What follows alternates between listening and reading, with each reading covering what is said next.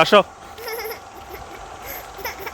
কি যেহেতু আজকে শুক্রবার দুপুরবেলা উনি মসজিদে যাওয়ার জন্য আমার আগেই পাঞ্জাবি পরে একদম রেডি হয়ে গেছে। আমি গা গোসল ধুয়ে পাঞ্জাবি পরে ওনাকে নিয়ে চলে গেলাম মসজিদে। উনি বলেছিল উনি আল্লাহ দেবে, মানে নামাজ পড়বে, কিন্তু ওখানে গিয়ে জাস্ট বসেছিল আর বাড়ি আসার জন্য কান্না করছিল। নামাজ পড়ে কোনো মতো ফারাজকে নিয়ে মসজিদ থেকে বেরিয়ে বাড়ি আসছিলাম। ও আবার ফারাজের মা বলে দিয়েছ আমি যেন ওনার ছবি তুলি, সেজন্য আমি আমাদের গ্রামের কাবাওয়ালা রেস্টুরেন্টের ফটো সাইটে ওনাকে নিয়ে গেলাম। ছবি তোলা শেষে ওখান থেকে রওনা দিলাম বাড়ির উদ্দেশ্যে। জিজ্ঞেস করলাম তোমার নানা ভাইয়ের কবর জিয়ারত করবে? বলল করবে। তো ওনাকে নিয়ে চলে গেলাম আব্বার কবরে। গুটি গুটি পায়ে উনি হেঁটে হেঁটে চলে এসেছে ওনার নানা ভাইয়ের কবরে, মানে আমার আব্বার কবরে, কবর জিয়ারতের উদ্দেশ্যে। কবর জিয়ারত করতে এসে আমি তো কবর জিয়ারত করছিলাম, কিন্তু ফারাজ কি করছিল দেখেন। কখনো আমাকে বলছে মামা বাড়ি যাবো, এটা করবো ওটা, কখনো কবরস্থানের গাছ থেকে ফুল ছিঁড়ছে, ফুল ছিঁড়ে বলছে নানুর জন্য ফুল নিব। প্রতি জুম্মার নামাজের পর আমি চেষ্টা করি কবর জিয়ারত করার জন্য, যেহেতু একই কবরে শুয়ে আছে আমার দাদা দাদি, আমার আব্বা এবং আমার চাচা, তো সেই জন্য আসলে কবর জিয়ারত করাটা ইম্পর্টেন্ট আমার কাছে মনে হয়। আপনাদের আত্মীয় স্বজন কবরবাসী হয়ে গেলে তাদের কবর জিয়ারত করার চেষ্টা করবেন। প্রতিদিন না পারলেও সপ্তাহে একদিন হলেও ওনাদের কবর জিয়ারত করবেন।